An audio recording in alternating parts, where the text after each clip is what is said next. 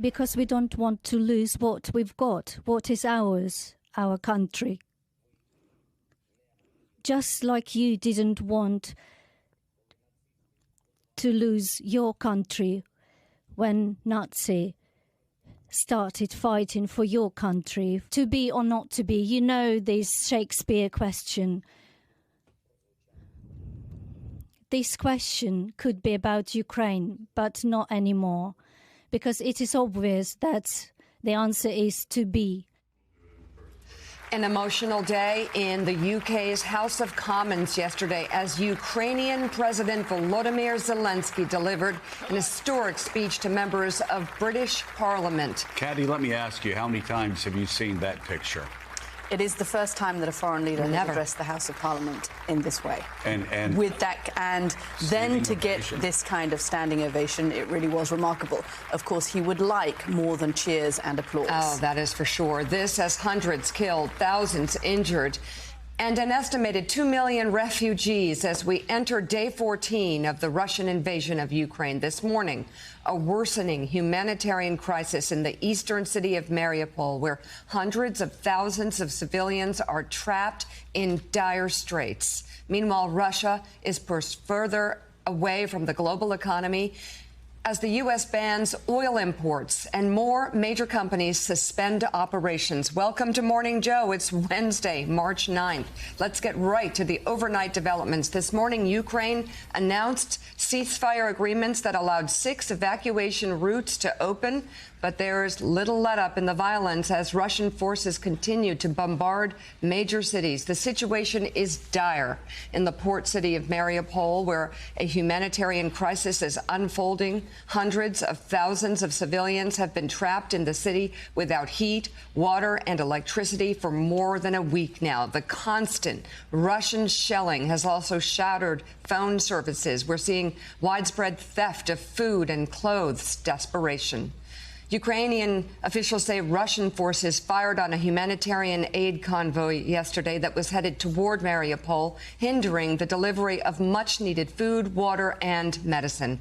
According to Ukraine's foreign minister, around 300,000 civilians are trapped in the city. He also said a child died from dehydration on Monday because the water supply was cut off.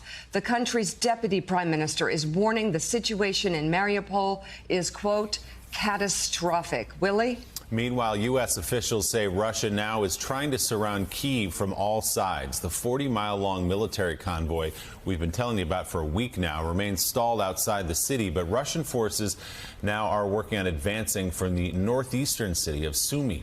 One humanitarian corridor yesterday allowed about 5,000 civilians to escape from that besieged city. Thousands are fleeing from other towns in and around the capital, people struggling to make the difficult journey out of the town of Irpin, where there is no official safe corridor to escape the fighting. Joining us now live from Lviv, Ukraine, NBC News correspondent Molly Hunter. Molly, good morning. So these humanitarian corridors working in some places, but critically not in others.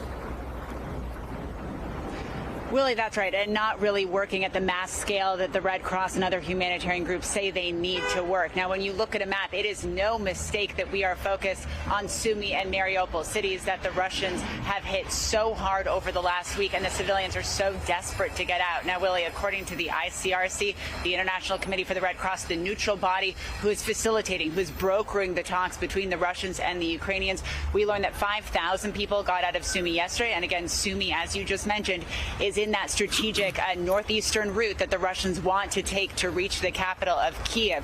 We are looking at 6 other routes today, including Sumy, Mariupol, Volnovakha, and then we are looking at routes from 5 different suburbs of Kyiv into the central city, into the capital of Kyiv for safety. Now, in Mariupol, as you guys have already mentioned, there was a humanitarian cargo corridor going in yesterday. We are following the reports of 8 trucks, 30 buses. The whole idea was they were going to bring in essential supplies into that city, water, basic medical supplies, basic foodstuffs for survival, and then civilians. People were going to load onto those buses and get out. We never heard reports, we never saw pictures or evidence of civilians actually getting on those buses to get out. Now, we have been talking to MSF, Doctors Without Borders, who have staff in Mariupol. The ICRC has staff in Mariupol, and they say it is completely unlivable. You mentioned the mayor says about 300,000 people are in dire need. These are people who have been living all week without water, without heat, without electricity, and every single day since Saturday, Sunday, Monday, Tuesday, and again today, there has been an attempted ceasefire in Mariupol, an attempted humanitarian corridor to get those civilians out. It has failed every single day because the Russians have continued to shell in that direct area where they knew that civilians were going to be evacuated. Willie? And we should point out also that Russia wants these evacuations into Russia and Belarus, which is not where Ukrainians, of course, want to end up. NBC News correspondent Molly Hunter in Lviv. Molly, thank you very much.